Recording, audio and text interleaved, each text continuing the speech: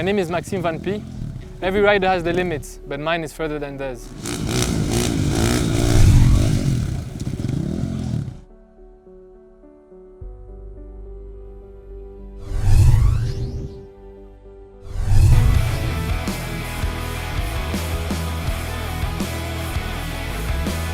I've been riding for 15 years, and since the first time I tried motocross, I've fallen in love with the sport. It's a feeling that you don't get in many other things.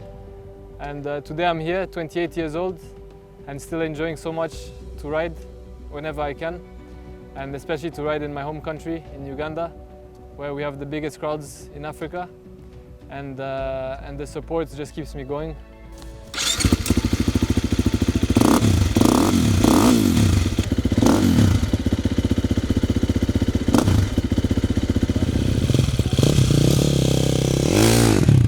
Football has always been my first hobby before I started motocross, because football I was playing even younger than when I started.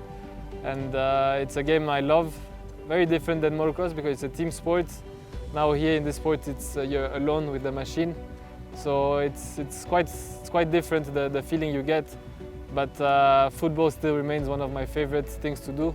Whenever I can, I try to play with some friends, not professionally or anything, just for fun, but good way to keep fit, good way to keep fit for the races also, and to have fun at the same time.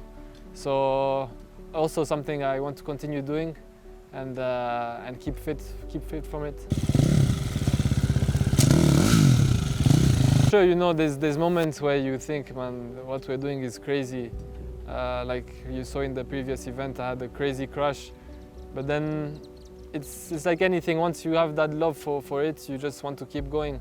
And when we jump, it's a crazy feeling. Like it's almost hard to describe until you are yourself on the bike. But you feel like you're free. You feel like you're free, almost flying. And the higher you jump, the more you enjoy it.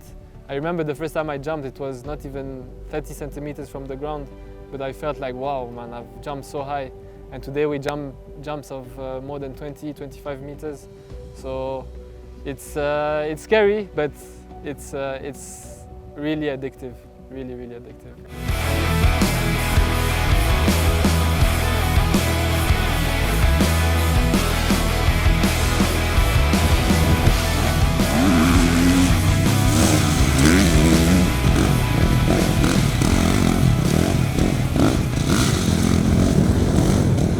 It was unbelievable. I had 2 crashes, one of them in a fence. And if it wasn't for the fans who helped the bike to get out, to be unstuck from the fence, I would have probably lost that race. They managed to remove it because I was stuck under it, everything was a mess. But the fans were there, and like you said, the previous fall before that was really bad. I landed hard on my back and everything, but I got up.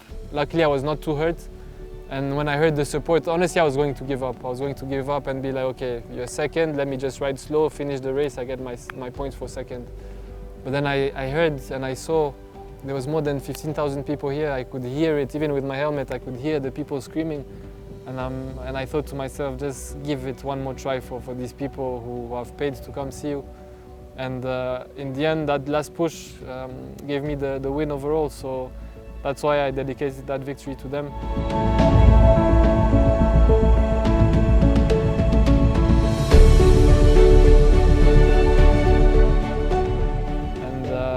Me and the fans, like I always said, riding for the championship is something that comes after.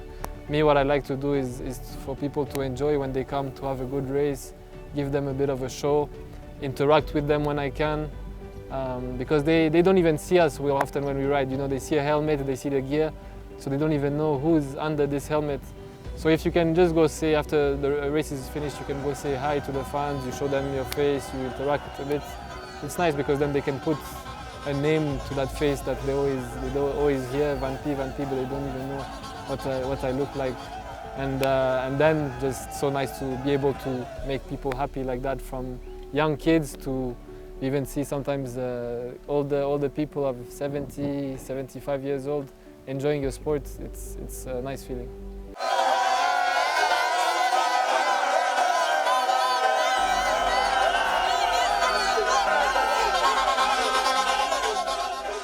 So I'm currently riding a KTM SXF 350 2022.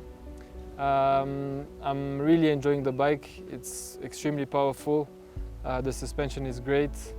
I'm really feeling comfortable on this bike. The more I ride it, the more I feel like this is the bike for me.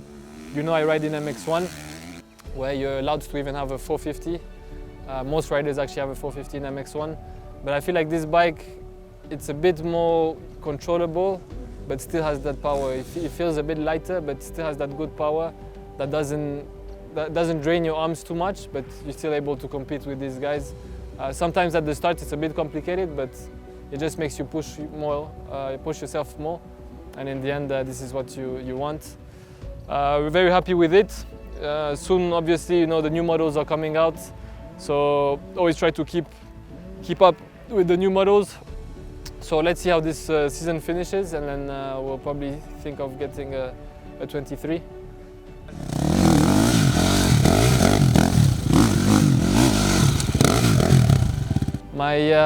This bike is made in Austria. KTM is an Austrian brand, but I bought it from South Africa, where they also have an outlet there.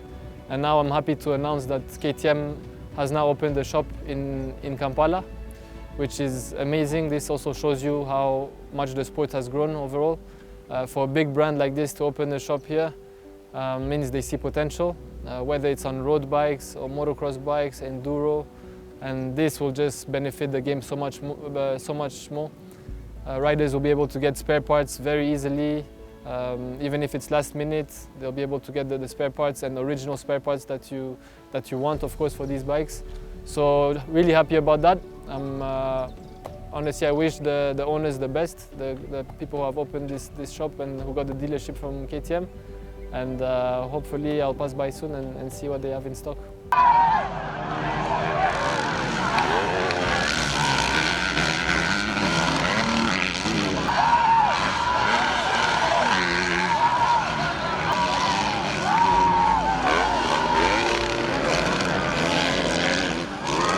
My dad is from Belgium, but he has lived more than half of his life in Africa.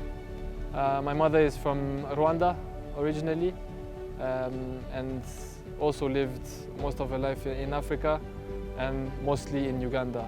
I was born here in Uganda and then raised here throughout my life. I went to university in Europe for 3 years and then came back and started working on my own projects and with the family business also. As a kid, I would like to tell you I was calm and I was an angel, but to tell you the truth, I was a bit of a troublemaker when I was young. Always trying to see how to disturb my sisters or how to compete with them or with my brother.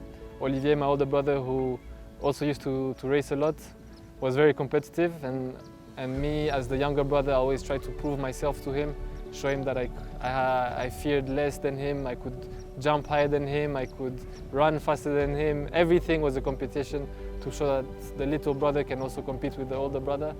And in the end, of course, sometimes it will get me in trouble, sometimes it will get me hurt, but overall, I wouldn't change a thing, because I think today, if I'm sitting on this bike, it's also that part that played its own part itself.